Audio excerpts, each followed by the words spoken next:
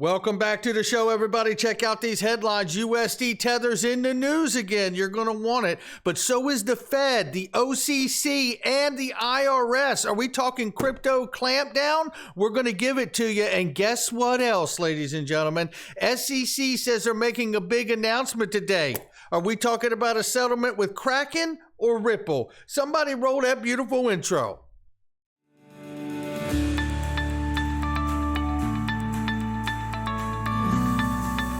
Digital Perspectives with Brad Kimes. Come on in.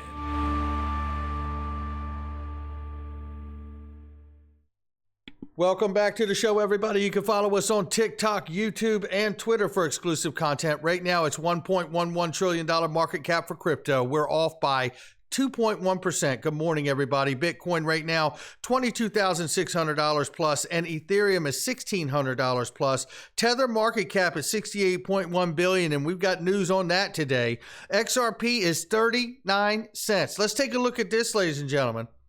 There will be some breaking news today from the SEC. What will it be? We're going to get into what it could be. But I tell you this, if it happens to be a Ripple settlement, how much longer will you be able to get Ripple private equity? That's the question I got.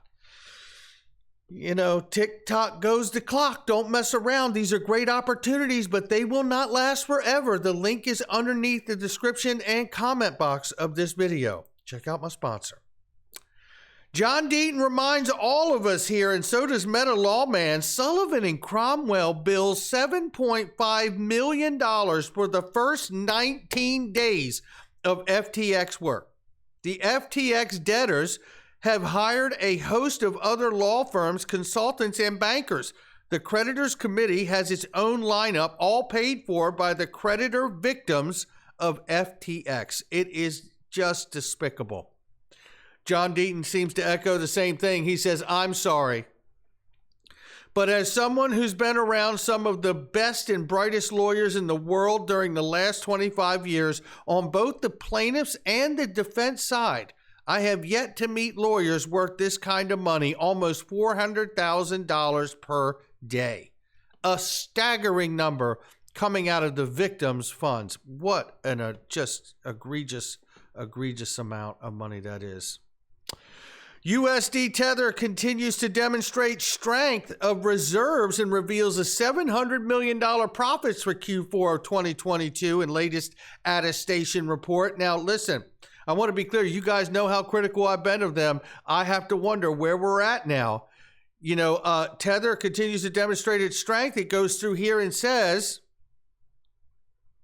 Limited made available, or Tether Holdings Limited made available December 31st, 2022. Assurance opinion completed by BDO, a top 5 ranked global independent public accounting firm. The attestation reaffirms the accuracy of Tether's consolidated reserve report.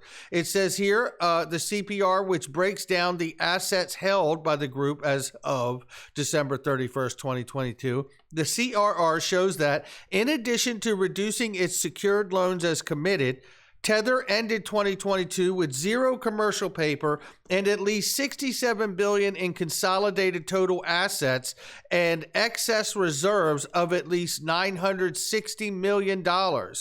Tether's reserve remain extremely liquid, they say, with the majority of its investments being held in cash, cash equivalents, or other short-term deposits.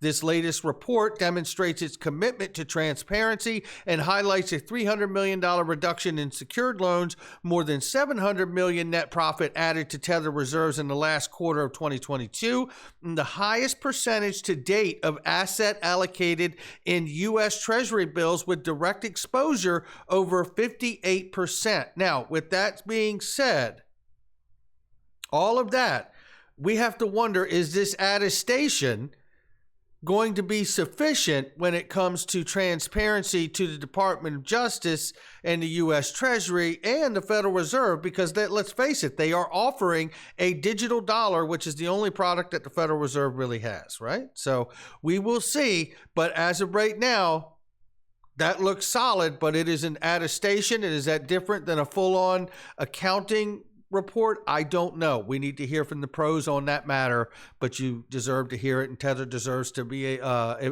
Tether deserves me reporting it at this point. We'll see if it clears them completely. This here from Andrew, an update. The Fed and the OCC are in the midst of a massive crypto debanking operation. Source, what is going on is draconian and aimed to kill crypto. The Fed and OCC are going after Morgan Stanley, Custodia Bank, which we knew, and even states that are crypto-friendly like Wyoming. More sources, Paxo Global, and others were told by the OCC to either withdraw their banking charter applications or they would be denied by Friday. VCs are starting to become very, very concerned that their crypto portfolio companies are being debanked en masse. The OCC said to produce a paper shortly that is said to be so draconian that a sizable portion of the OCC employees may depart. Oh boy, that is not good. Obviously, the OCC, former department that Brian Brooks was the head of, the Office of Comptroller of Currency, right?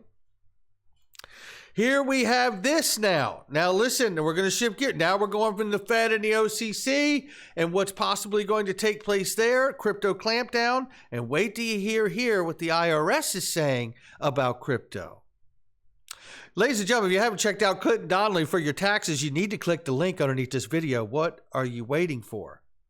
Shout out to Mr. Mann for this one. Record-breaking cryptocurrency adoption leads the IRS to release new reporting requirements. And what it says here, and they're changing from crypto to digital assets, ladies and gentlemen. For the first reporting period, the terminology for reporting cryptocurrency on income tax forms has also been revamped. With it previously being known as virtual currencies, it is now referred to as digital assets. 1040 income tax form iterates at any time during 2022. Did you receive as a reward, award, or payment for property or services? Or B, sell, exchange, gift, or otherwise dispose of digital assets or financial interest in a digital asset? Oh, but it gets better. Shout out to Clinton Donnelly for this one. And Mark.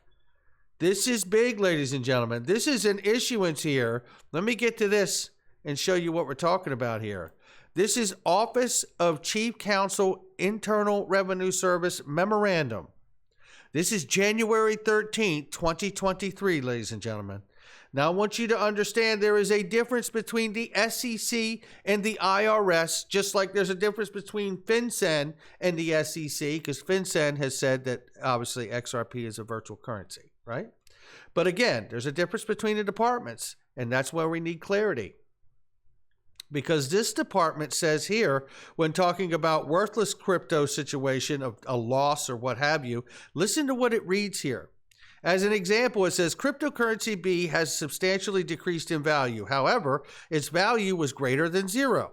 It continued to be traded on at least one cryptocurrency exchange, and A did not sell, exchange, or otherwise dispose of the units of cryptocurrency. B, the mere diminution of value of property does not create a deductible loss. Now listen to this part. An economic loss in value of property must be determined by a permanent closing of the transaction with respect to the property. That sounds a lot to me like capital gains, ladies and gentlemen, and you don't pay them until there's a permanent closing of a transaction with respect to the property. IRS has spoken. What will it mean to the rest of the government? We shall see. We got moves on the Digital Dollar Project, ladies and gentlemen. Shout out to Christian Carlo and everybody at the Digital Dollar Project. The CFTC, former CFTC official is naming ex-Treasury and CFT officials to new board. Let's take a look at it. It's expanding, ladies and gentlemen. In an effort for former CFTC officials like Christopher Giancarlo, Daniel Gore-Fine, and partnerships with Accenture has tapped a number of former government officials and industry experts to boost its advocacy efforts. The Digital Dollar Foundation unveiled a board of advisors on Thursday, naming 24 individuals who will help develop the framework for creating a U.S. CBDC. It's happening, ladies and gentlemen. The new members include everyone here mentioned. It is Sigal Mandikar, former Undersecretary for the Treasury for Terrorism, Financial Intelligence. Tim Morrison, who served as an advisor for U.S. President Donald Trump. Sheila Warren, who leads the World Economic Forum blockchain efforts. Don Wilson, founder and CEO of diversified trading firm DRW. Sharon Bowen, former Commissioner of Commodity Futures Trade Commission. A joint venture between Accenture and Digital Dollar Foundation, that launched earlier this year. A project aims to promote research and discussion around the possible benefits of a U.S. CBDC. You guys know that I love the perspective from Chris Giancarlo about the approach of a digital dollar and how it should not be a direct connection to the Fed. In order to preserve the rights of us as citizens, constitutional rights, I believe that there has to be a private party held to a heightened prudential to preserve the privacy and the constitutional rights that belong to us as citizens, which I believe should belong to everybody as a citizen of the globe. However, I think if you get that right, you're going to really come to a place where the world will still demand the digital dollar just on that fact alone. Right here is a great thread here for Stellar and the partnerships and development. This is huge. I'm just going to run through this really quickly. Shout out to Mr. Mann for this one. Talks about FinClusive here, just very quickly. We know Stellar SDF, right? Stellar Development Foundation, and XLM tied closely to USDC. I believe USDC is certainly making its own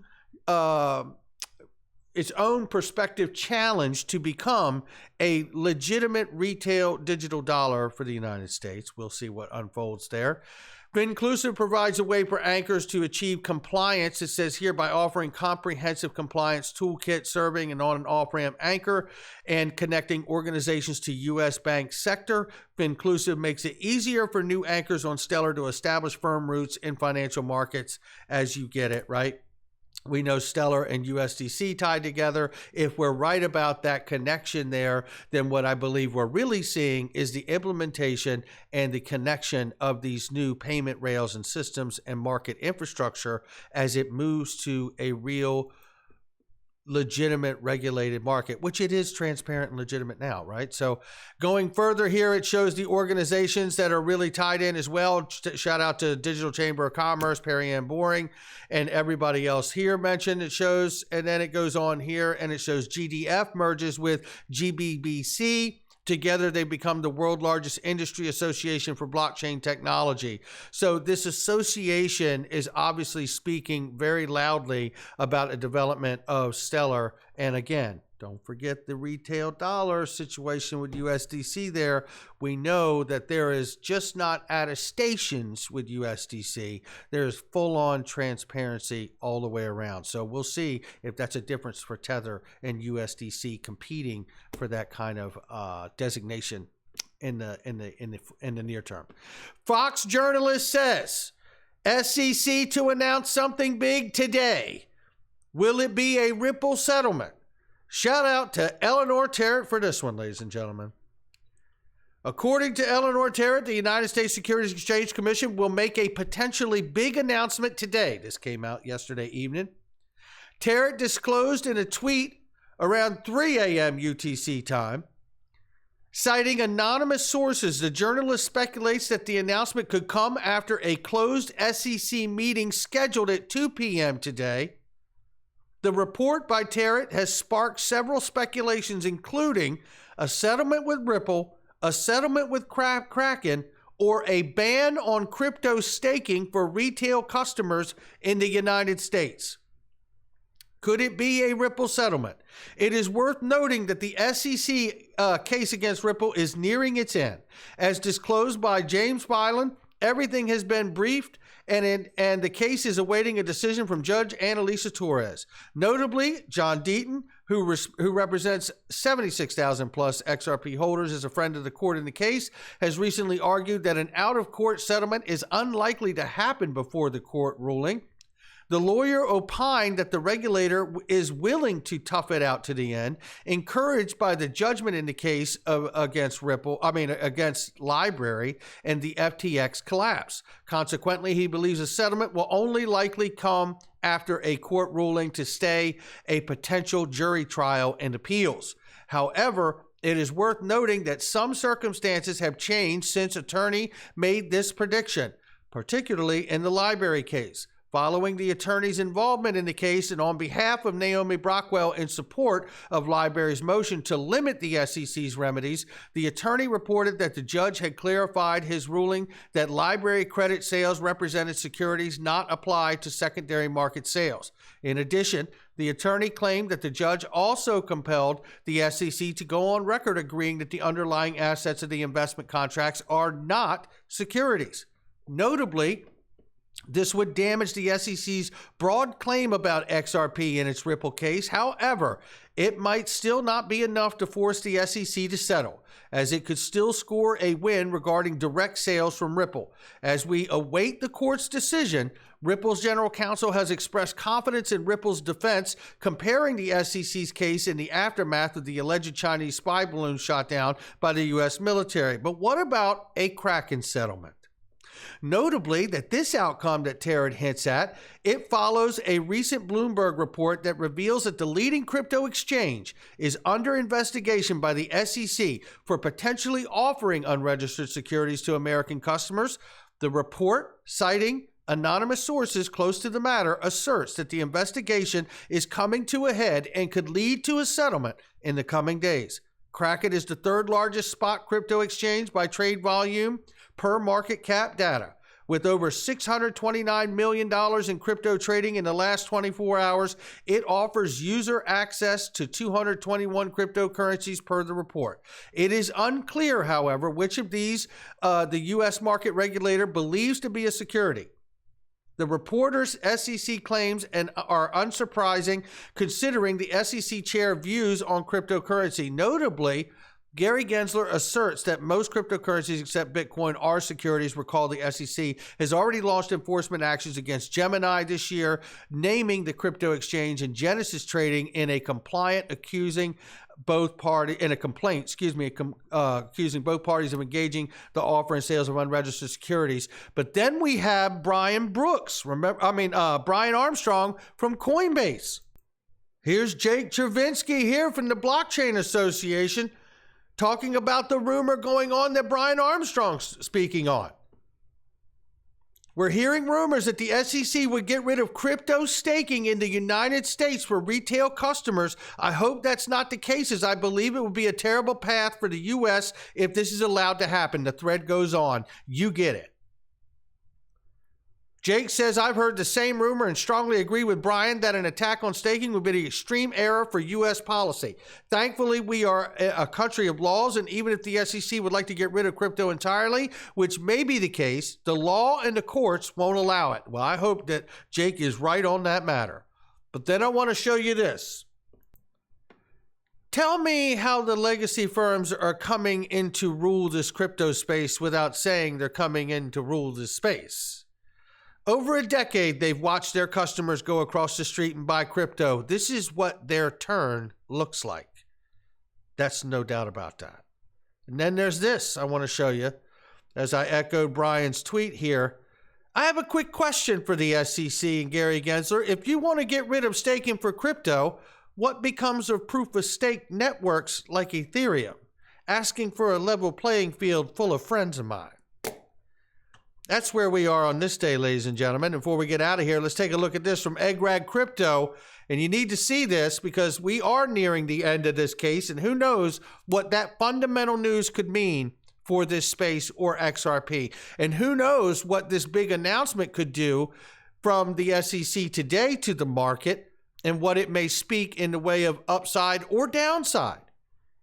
And let's not forget the Fed and the OCC and the banking clamp down on crypto as well. There is a lot at play here, ladies and gentlemen. Ed Grad Crypto says, however, XRP closed 3 consecutive candles above the MMDTL, which is the multi-month descending trend line. It means XRP is building foundational support above it. Also, the 100 moving average is acting as a resistant. It says the squeeze between the 100 MA and the MMDTL will lead to a major move, one way or the other. He's showing here the zoom in on this moment right here that we're in now, right? You can see the white line is the ranging lines, right, between here. Red line is your resistance, and green line is our support. Which way will it go? I don't know, and he doesn't either. But I appreciate him showing us all the options and the indicators of what the charts are suggesting, but they're not predictions, right? That's going to do it for me. Not financial advice from me, him, or anyone else. It's our digital perspectives. We'll catch all of you on the next one.